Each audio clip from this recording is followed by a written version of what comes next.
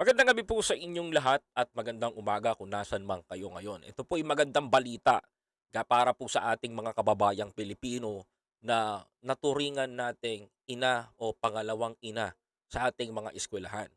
Ito po ay magandang balita po na ihahatid ko po sa inyo patungkol dito sa ating mga guro. Pangulong Ferdinand Bongbong Marcos planong taasan ang sahod ng ating mga ulirang guro. Ito po mga kababayan, ito po ang aking nabalitaan, ito po ang aking nabasa na gusto ko pong ibahagi sa inyo at gusto ko pong malaman ng mga kababayan natin, lalong-lalo na sa mga ganitong panahon mga kababayan ko na sobrang masasabi ko na ah, para sa akin ay malaking bagay ang pag nagkaroon kayo nito. Malaking bagay para sa ating mga ulirang guro na nagsusumikap, nagtatrabaho para sa ating mga estudyante, para sa ating mga anak, para sa ating kumbaga sa ating may pagpatuloy ang maituro ang magandang edukasyon. Alam niyo ako kung sasabihin ko sa inyo, malaki ang utang na loob ko sa aking mga guro. Dahil kung wala akong hindi dahil sa mga guro ko, siguro kung hindi ako pinush ng mga 'yan, malamang sa malamang hindi ako nakapagtapos, tinatamad pa rin ako siguro hanggang ngayon. Pero pero ako sa akin lang mga kababayan ko, meron pa ring ibang guro na mas pinili na lumaban sa gobyerno, mas lumaban sa ating pamahalaan. Yun po ay hindi ko ito-tolerate. Eto, mga kababayan ko, pag-usapan natin ngayong gabi, eto pong inutos ni Pangulong Ferdinand Bongbong Marcos Jr. kay Vice President Inday Sara Duterte. Eto, mga kababayan, babasahin ko po sa inyo, sabayan niyo po ako. Eto, sabi dito mga kababayan ko, eto, inatasan ni Pangulong Ferdinand Bongbong Marcos Jr. ang Department of Education o DepEd na humanap ng mga paraan upang mataasan ang sweldo ng mga guro. Kinumpirma naman ni Vice President of Education Secretary Sara Duterte ang kautusan na ito. Ibinahagi ni BP Sara ang plano ng gobyerno ukol dito. Kabilang na ang salary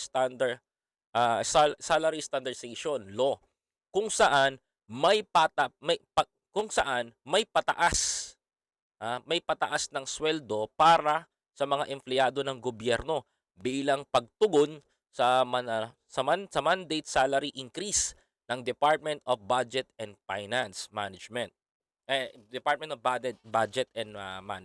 Ito mga kababayan, sabi dito, itong na maganda po ito kung tutuusin.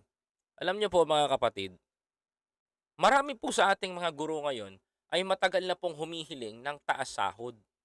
Taas sahod, yan po ang lagi natin naririnig sa mga SONA, sa mga rally, sa mga maiingay na event sa kalye. Yan po ang ating naririnig, taas sahod. Gusto ng mataas na sahod. But the thing is, mga kababayan ko, the thing is, alam naman natin na kulang ang budget ng ating gobyerno. For example, magkano ba sahod ng isang basic teacher ngayon sa public school? I think if I'm not mistaken, naglalaro ng 25,000, naglalaro ng 30,000, mga kababayan. Kung ito ay mangyayari sa bansa natin na magtataas ang ating mga guro ng ating mga sahod, maganda po 'yan, mga kababayan ko. Maganda po 'yan. Maganda po maitaas ang kanilang sahod. Gayunpaman mga kababayan ko, isang pabor din po ito sa kanilang pagod. Kung tutuusin mga kababayan ko, ang ating mga teacher, mga public school teacher, o yung mga guro kung nasan man, nalulungkot ako kapag sila ay nag-a-abroad tapos magtuturo sa iba, mga kababayan ko. Magtuturo sa ibang bansa, magtuturo dun sa kahit saan. Mostly nakilala ko sa Thailand. Nakakalungkot isipin na andun sila sa ibang bansa nakikipagsapalaran imbis na Pilipino ang nakikinabang sa kanilang knowledge. Okay? Imbis na mga anak natin ang nakikinabang ng tinuturo, hindi. Mas pinipili ng ibang teacher sa ibang bansa. Nalulungkot ako. Bakit pinapatos ng mga teacher? Bakit pinapatos ng mga ibang guro na nagtatapos? na magturo sa ibang bansa kasi mataas ang sahod, mataas ang salary, mga kapatid. For example, Thailand. Napakaraming teacher diyan. Napakaraming guru diyan na Pilipino nagtuturo ng English doon sa ating mga sa ating mga sto sa mga, sa mga estudyante na nag-aaral sa Thailand. Bakit sa Pilipinas unti-unting nauubos ang mga teacher? Because sa liit ng sahod. Pero gusto ko 'tong sinabi ni President Ferdinand Bongbong Marcos. Gusto ko 'tong sinasabi niya. Why? Gusto ko 'to na bakit? Plano, eh. Ito, plano. Ito yung matagal nang gustong mangyari ng ating gobyerno. Pero ang tanong dito, kailan at saan at papaano natin maipapasok yung budget? Kailangan maipatupad 'to, kailangan mangyari ito, kailangan itong mga 'to ay matupad. Kasi ako naniniwala ako kay VP Sara Duterte. Naniniwala ako sa kakayanan niya na magagawa. Naniniwala ako kay Vice President. Kasi you know why? Ba't ako naniniwala? Kasi 'pag sinabi ng pangulo sinusunod niya. Kung ano mandato ng pangulo susundin niya. Pero etong ganitong klase na pagtaas ng sahod ng ating mga teacher, mga kababayan ko, papalakpak ako sa gobyerno. Bakit? Dream come true. Kung ito ay matutuloy. Pangarap ng mga teacher ito, mga kababayan. Pangarap ng mga kababayan natin, pangarap ng mga mamamayang Pilipino, dahil kung mataas ang sahod ng ating mga teacher, hindi tayo mauubusan o hindi tayo magkukulang ng mga guro dito sa Pilipinas, mga kababayan. Walang aalis na teacher para magturo sa ibang bansa kung may capability at sumasabay ang salary ng Pilipinas sa kayang ipasahod sa ibang bansa, mga kababayan. Napakaganda po nito. Ako, hiling ko po sa ating gobyerno,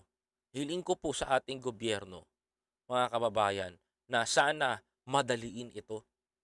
Na sana mabigyan ng pansin yung ating mga teachers, mabigyan ng pansin yung mga ordinaryong guro na nagtuturo sa mga paaralan, sa mga public schools. Yung iba namumundok para magturo lang sa mga kabataan. Ito po'y napakagandang proyekto. Maraming salamat po kay President Ferdinand Bongbong Marcos, mga kababayan, dahil sa maganda po na magagawa niya dito. Kapag ito ang batas na to, itong standardization law, maipasa po ito ay dagdag sahod sa ating mga teacher. Mga kapatid, ako na po magsasabi sa inyo, wala na pong guro na magrarally dyan sa labas. Kung meron man magrarally dyan sa labas, mga kababayan, yun po yung mga tamad na lamang. Tandaan nyo yan. Kagaya po ng ipapakita ko sa inyo.